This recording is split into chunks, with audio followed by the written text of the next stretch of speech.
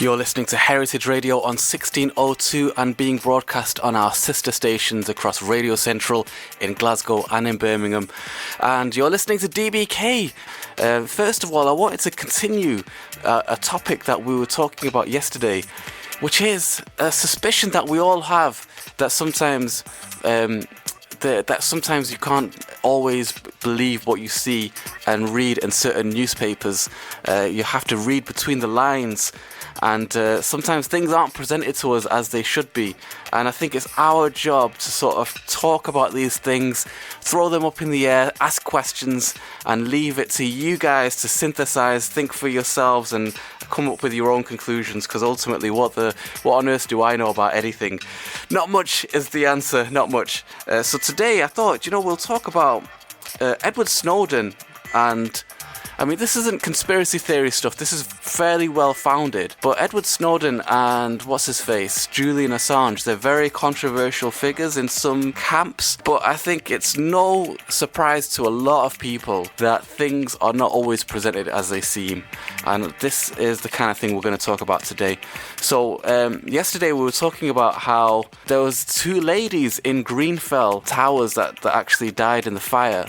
And they were threatened with legal action because they were raising concerns about the fire hazards in the building. And this is a really interesting situation, like using legal arguments to stop someone protesting because they're scared they might burn to death in a fire like what happened. And so, okay, there's some parallels you can draw with other things. For example, when there's a terrorist incident, there usually is some influence that let's say large business corporations can have on which bills are passed, which civil liberties. I can never pronounce that word at 8 o'clock in the morning. Which civil liberties should be curtailed and which shouldn't, So to highlight this is from The Guardian, and it highlights an example where the Home Office forced to defend anti-fracking group from extremist claims. Right, so we kind of think that anti-terror legislation is used to only to get people from the IRA and from ISIS, but in truth, the reason why civil liberties are they're so important, we should always defend them, and if we don't defend them, they will be eroded, such as this example here.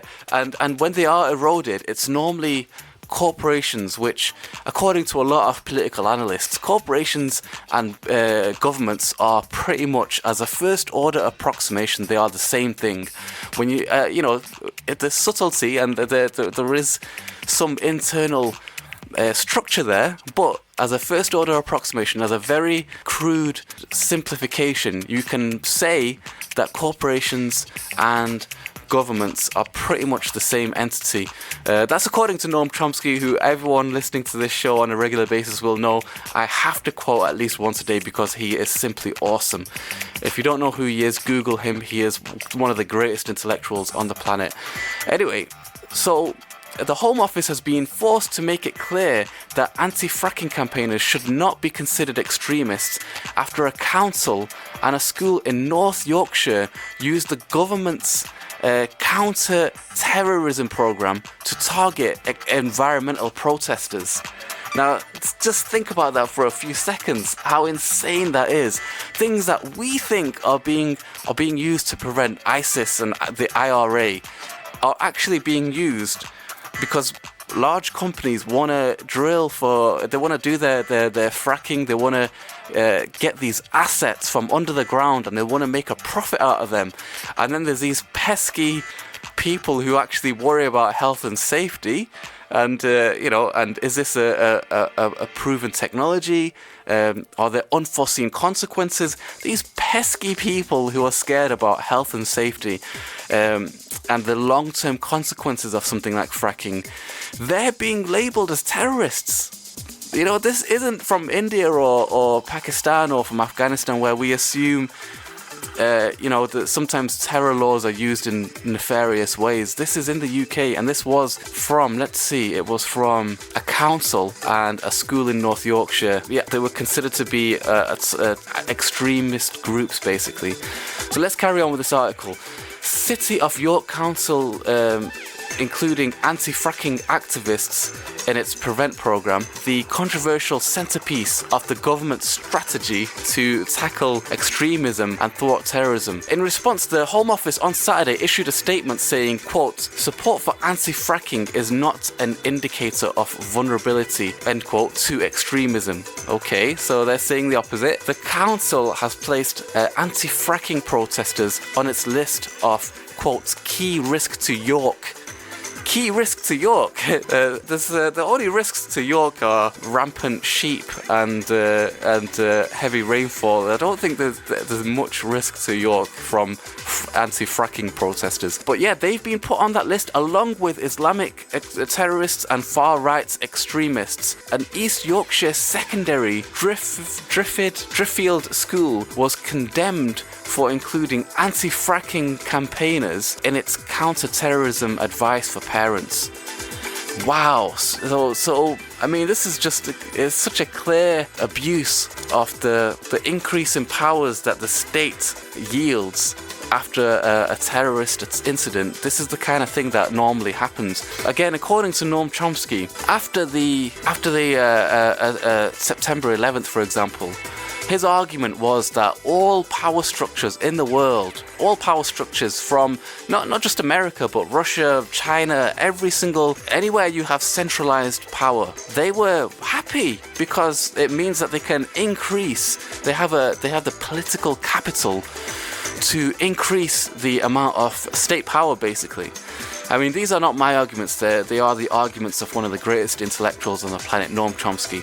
And his argument is just that when you have centralized power, like, for example, governments, they're going to be happy. In Russia, they can say, well, look what's happening in Chechnya.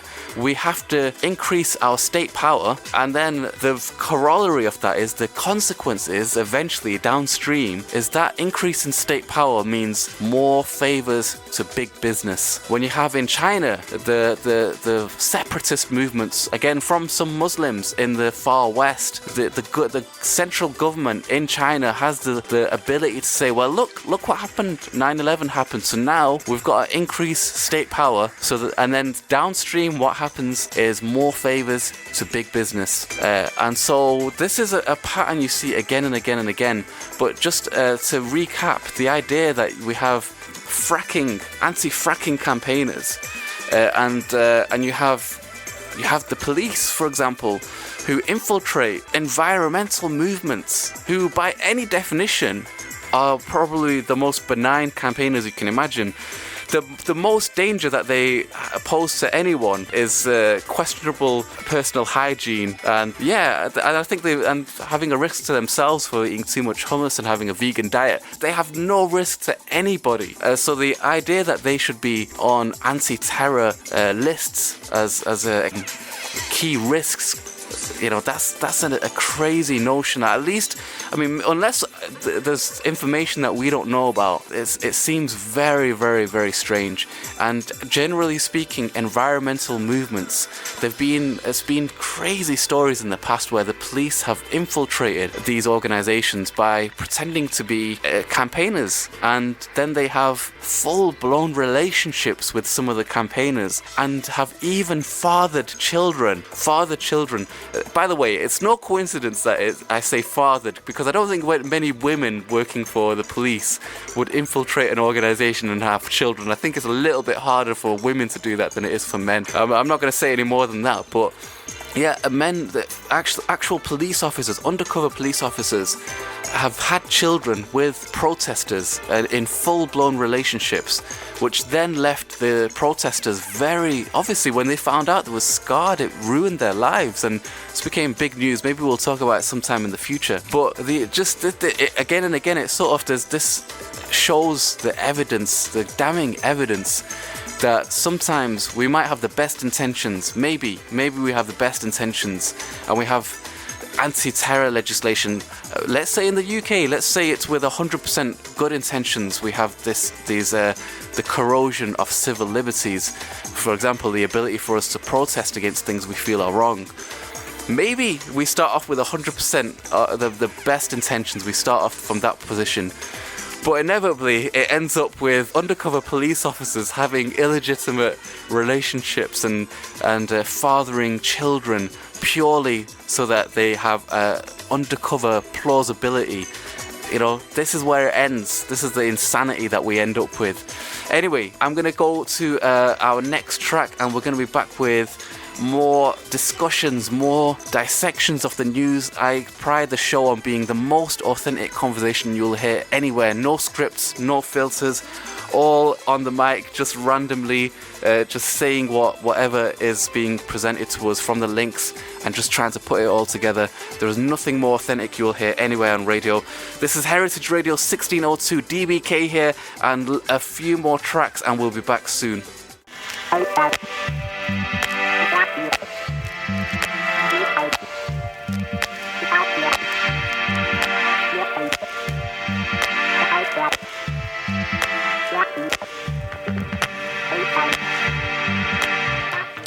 You're listening to Heritage Radio on 1602, and this is DBK here. So, I'm going to carry on talking about this. So, it's a carry on from yesterday, where I was talking about two ladies who tried to raise concerns about the fire health and safety standards in the Grenfell Tower, clearly saying that they were fearful of the consequences of if a fire did break out, and they, instead of having sympathy and having an ear to listen to them, they were instead greeted with a letter saying we'll probably take legal action against you if you don't be quiet. It sounds like something out of a third world country, something you expect from Guatemala or something. No disrespect to Guatemala, but a little bit of disrespect to Guatemala. But you know what I mean? There's countries where the human rights standards are much lower, and you expect it there. You don't expect it in the UK, where we pride ourselves on so many things that sometimes are just a facade, sometimes they are lacking. For example, the word terrorism is sort of becoming used like the word communism was used in the 60s. It's just a way of shutting a lot of people down. You know, people that have no legitimate reason to be called a terrorist. For example, anti-fracking campaigners, they are labelled as terrorists, as we will talk about more. So, you know, just these guys are just campaigning for the environment, which, let's face it, we all exist in the environment. You know, we don't exist in an abstract mathematical space. We live on Earth, and there are consequences to abusing the environment, as you can see in places like China. Anyway, if carrying on with this article, there's Amrit Singh, a senior legal officer at the Open Society Justice Initiative, said, "This is yet another sign that Prevent is structurally flawed and in dire need of independent review and reform. It is a clear example of how the Prevent sweeping definitions of extremism threatens the very British values it seeks to uphold by penalising free expression on issues that are vitally important to the public." And Faisal Mughal, the director of anti-extremist group Faith Matters, said, "This is a direct attack on democratic opposition and a direct attack on dissent against the state," which is kind of what I was mentioning earlier in the show. News that fracking protesters are being lined up with Islamic State-inspired extremists is farcical and deeply worrying. any, basically poses a hypothetical question. Ever seen a fracking protester setting off a bomb? The answer is obviously no, and any attempt to include them is an insult to democratic values, and I'd say intelligence. It's an insult to our intelligence, which includes the right to dissent. So yeah, there you go. It's I don't know. It's a crazy stuff. But anyway, I think that kind of it's a nice exposition of the reality of for example, anti-terror legislation.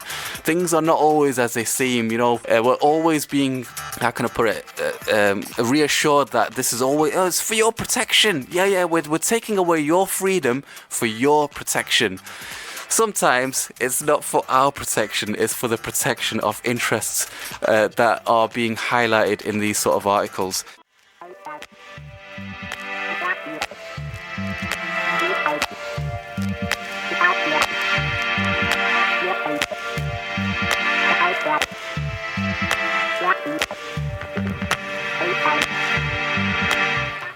You are listening to Heritage Radio. DBK here, doing the truths in the morning. A big shout out to our sister station, Radio Central, Glasgow and Birmingham. We're also being broadcast to there right now, so that the pressure is on for me not to make mistakes, because I don't want angry Glaswegians coming down here and expressing their anger. If you want to call us, 0161 883 2255, and also check out our profile on YouTube, our archive of shows where we talk about politics, life, love, the nature of the universe, everything you can imagine. We talk about everything. And you know what? I've been sent a link, and I cannot not carry on with this, but this is a link that's just been sent in by one of our listeners. I've got to thank them. It's another article about fracking, but it's a bit more succinct, and I think it's got some funny bits in it.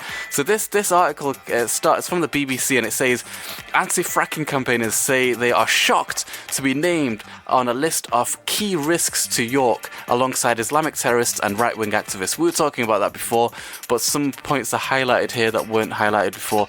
They said their inclusion in the City of York anti-radicalisation quote prevent strategy was ludicrous. Frack Free York spokesperson Lee Coghill said there was absolutely no link between fracking and terror. The council says it monitors any activities where there is potential for community tension. Yeah, okay, fair enough. If that's the case, I imagine you want to be banning football matches as well, because there's certainly community tensions in some parts of the country when one team is playing versus another. Prevent is the government's counter-radicalisation programme and aims to stop people becoming terrorists or supporting terrorism. According to the council's document, quote, the counter-terrorism local profile for York and North Yorkshire highlights the key risks to York as evidence of activity relating to Syria, presence of the Kurdistan Workers' Party, the PKK, anti-Israeli / pro-Palestinian activity, hunt saboteurs, animal rights activists, anti-fracking, extreme right-wing activity. So, according to the council's documents, they're the counter-terrorism local this is so many funny words mixed up in a certain way. The counter-terrorism local profile for York includes things like, the hunt saboteurs, animal rights, anti-fracking, and Palestinian activity. So certain things you can, it's obvious. Certain things are self-evidently, you can see that they're self-evidently related to terrorism. Certain things are a bit more difficult to see. So this article carries on. Steve Mason from Frack Free Rydale said the group discovered its inclusion after a similar situation was highlighted in East Yorkshire. He said, to my knowledge, I know of no evidence by anti-fracking protesters, except this one time one of them threw some hummus at the police. No, I didn't. I'm only making that up. We fight fracking with cakes, not violence. That is one of the best quotes ever. Like, why is that not on a t-shirt somewhere? I think, joking aside, I think people like this guy, Steve Mason, I'm going to try and get in touch with this guy, because this guy is like the Che Guevara of the fracking community. But I mean, to use cakes instead of guns, that's beautiful. That's amazing. That's exemplary. This is something that we should be. The government should be hiring this guy to go out and spread this message of peace. Because let's face it, whenever you use violence for political means, it inevitably damages your cause more than anything else. Inevitably, using peace, as was espoused by people like Mahatma Gandhi, as was espoused by Martin Luther King and many Muslim leaders in the past, these people are the true protesters, the ones that actually get meaningful change. Because to quote Mahatma Gandhi, or was it Martin Luther King? I know one borrowed heavily from the other, but you have to appeal to the reasonable majority. If you want change, you have to appeal to the reasonable majority. If you can't do that, then your cause is a dead end. In May, North Yorkshire County Council granted permission to Third Energy extract shale gas in Kirby, Miss Burton, Rydale, using the controversial fracking technique. So that's an amazing coincidence. In May, North Yorkshire Council granted permission to Third Energy. So it shows that there's some people might say there's a conflict of interest there. There's the council granted them permission, and they were also, according to the Home Office, they unfairly characterised the protesters as being effectively terrorists. So an anti-fracking demonstration in York was attended by more than 1,000 people. That's quite pitiful, to be honest. I thought there'd be more people going to something like that. But I'm not pitiful on the side of the organisers, but on the side of people being apathetic and not getting involved in things that they believe in. I'm pretty sure more than 1,000 people are against fracking. Jane Mowat, head of community safety at City of York Council, said, as part of the wider Prevent agenda, all local authorities are required to identify any area of activity or campaigning where extreme actions may be identified as a risk to the wider community or pose a threat to individuals or organizations covering a wide range of interests. But to play devil's advocate, the question is, where does the balance lie?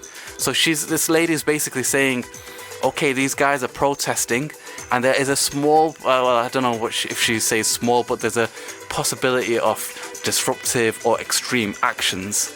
And we have to balance that against the interests of individuals or, nudge, nudge, wink, wink, organizations that cover a wide range of interests. And sometimes those interests include making a lot of profit from natural resources. Most organised protest groups, including the majority of anti-fracking campaigners, have been peaceful in their rights to protest. However, since 2010, local authorities monitor any activities where there is potential for community tension. Well, obviously, I'm just quoting the BBC here, and the BBC does a fine job of being impartial, and we have to be impartial also and try and live up to the high standards that the BBC implements. And so we have to be impartial and only ask questions. We can't make any statements. Well, I'm gonna ask the question: what's the probable likely outcome of anti-fracking demonstrations? Have you seen, for example, at the EDL, we very clearly saw recently a march by the EDL, very clear community tensions, very probable outcome of the EDL doing a march, which is fair enough. I think everyone should have the right to protest and express their opinions in the guise of free speech. Good for them. But that's a very clear example of where a likely outcome. Before it happens, you can show me what's going to happen, and I will give you a likely outcome that there will be tension in the community. There will be probable outbreaks of violence, probabilistically. How many confrontations have you seen between fracking protesters and anti-fracking protesters going at it? You know, how many violent conflicts between the anti-fracking campaigners and the English defense of fracking campaigners? I just made that up, but I'm sure there's a silly organization with a similar name.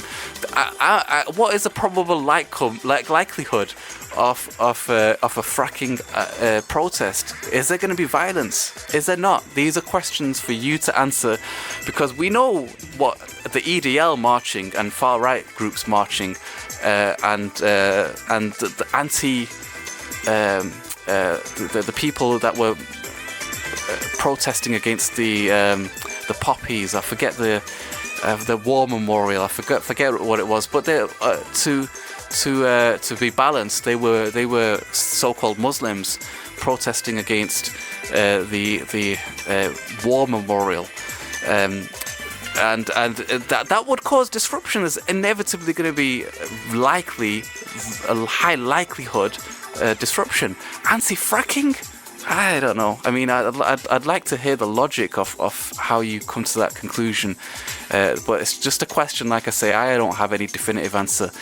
Right, I don't want to labour the point, but I just think it's a very pertinent question, especially in this day and age.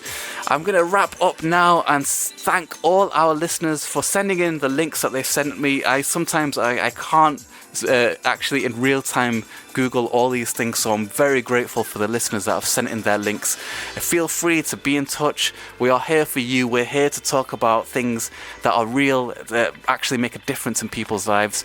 We always pride ourselves on being the most authentic conversation you will hear anywhere on radio. This is DBK on Heritage Radio 1602. Hope you've enjoyed the show, and I'll be back next Wednesday with more of the same.